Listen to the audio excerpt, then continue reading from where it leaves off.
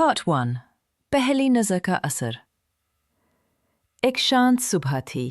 हल्की हवा बह रही थी और कॉलेज गेट पर भीड़ बढ़ रही थी।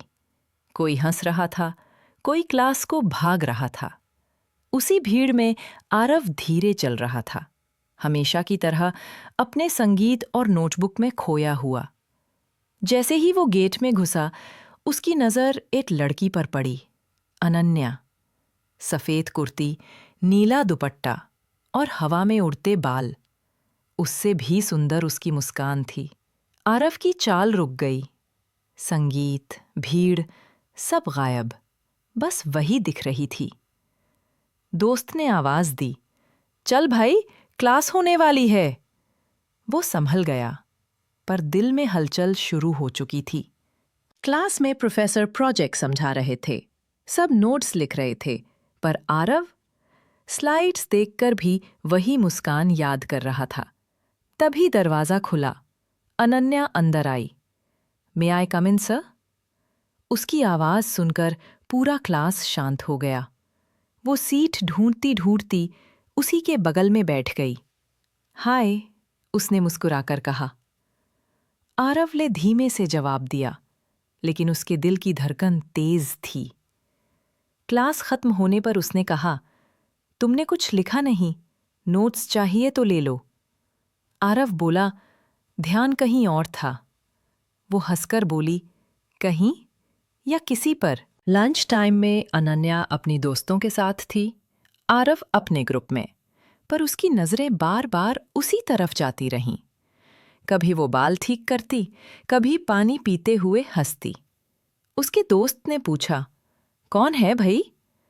आरव ने पहली बार स्वीकार किया, नहीं जानता, पर शायद जानना चाहता हूं।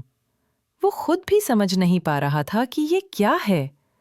उसे हमेशा किसी से बात शुरू करना मुश्किल लगता था, लेकिन आज अंदर कुछ बदल रहा था। शायद पहली नज़र का असर उससे ज्यादा था जितना उसने सोचा था। शाम को वह लाइब्रेरी में बैठा पढ़ने की कोशिश कर रहा था, लेकिन ध्यान भटक रहा था। तभी सामने वाली कुर्सी खिसकी। अनन्या बैठ गई। तुम यहां? उसने पूछा। हाँ, शांति चाहिए थी, वह बोली। दोनों कुछ देर पढ़ते रहे। ये चुप्पी अजीब नहीं, बल्कि आरामदायक थी। अनन्या ने कहा, तुम बहुत कम बोलते हो। आरव मुस्कुराया। और तुम बहुत बोलती हो। वह पूछी, बुरा लगता है? नहीं, अच्छा लगता है। उसके ये शब्द सुनकर अनन्या हल्का सा शर्माए बिना रह नहीं पाई। लाइब्रेरी से दोनों साथ निकले। हवा चल रही थी, पत्ते उड़ रहे थे। अनन्या ने पूछा, तुम्हें कैसा म्यूजिक पसंद है? रोमांटिक, आरव ने कहा। सेम, उसने खुशी से कहा। फिर उसके कंधे पर हल्की सी चपत मारकर बोली, देखा, हम ऑलरेडी मैच कर रहे हैं। आरव के लिए ये छोटा सा स्पर्श भी बहुत मायने रखता था। वो ऐसे पलों से हमेशा बचता था, पर आज उसे अच्छा लगा, जैसे वो धीरे धीरे उसके करीब आ रही हो, बिना जल्दी किए, बिना बोले। हॉस्टल के बाहर वह रुकी। चलती हूं, उसने कहा। Good night. Good night Aarav. उसका नाम उसकी आवाज में कुछ अलग ही लगा। वो उसकी दूर जाती परछाई को देखता रहा। सुबह तक वो अकेला था, और शाम होते होते उसकी दुनिया में कोई आ चुका था। रात में वो बिस्तर पर लेटा छत देख रहा था।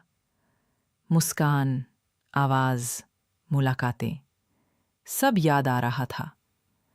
क्या ये अट्रैक्शन है या कुछ और? वो खुद से सवाल कर रहा था। उधर अनन्या भी खिड़की पर खड़ी हवा महसूस कर रही थी। उसके चेहरे पर हल्की मुस्कान थी। आज वो लड़का मिला, शांत लेकिन अच्छा। पता नहीं क्यों उससे बात करके सुकून मिलता है। वो भी कुछ महसूस कर रही थी, कुछ नया, कुछ अनकहा। शायद यही शुरुआत होती है, धीरे धीरे, बिना महसूस किए, दोनों को अभी पता नहीं था कि ये मुलाकातें आगे क्या बनेंगी, पर दोनों के मन ने पहली बार किसी को जगह दी थी। रात दोनों की लंबी थी, लेकिन मीठी। अगले दिन कॉलेज में सब वैसा ही था, भीड़, भागदौड़, दोस्तों की बातें। पर आरव और अनन्या के लिए माहौल अलग महसूस हो रहा था। जब उनकी नजरें मिली, दोनों खुद को मुस्कुराने से रोक नहीं पाए। अनन्या आगे बढ़कर बोली, आज क्लास साथ चले? आरव ने सिर हिलाया। वे साथ साथ चलते हुए बातें करने लगे, छोटी, हल्की, लेकिन दिल छू लेने वाली। दोनों के दोस्तों ने भी इस बदलाव को नोटिस किया, पर किसी ने कुछ नहीं कहा। कुछ बातें खुद ही समझ आती हैं। क्लास में बैठकर दोनों साथ नोट्स बना रहे थे। बीच बीच में अनन्या उसे देख लेती और मुस्कुरा देती। आरव शर्मा जाता। प्रोफेसर ने कॉमन प्रोजेक्ट ग्रुप बनाने को कहा, और जैसे किस्मत पहले से तैयार थी, दोनों एक ही ग्रुप में आ गए। अनन्या बोली, अब तो और ज्यादा साथ रहना पड़ेगा। उसके स्वर में खुशी छिपी नहीं थी। आरव ने धीमे से कहा, मुझे कोई दिक्कत नहीं। धीरे धीरे उनके बीच एक अनकहा कनेक्शन बनने लगा था। शाम को कैंपस में चलते हुए अनन्या ने कहा, अजीब है ना, कल तक हम एक दूसरे को जानते भी नहीं थे।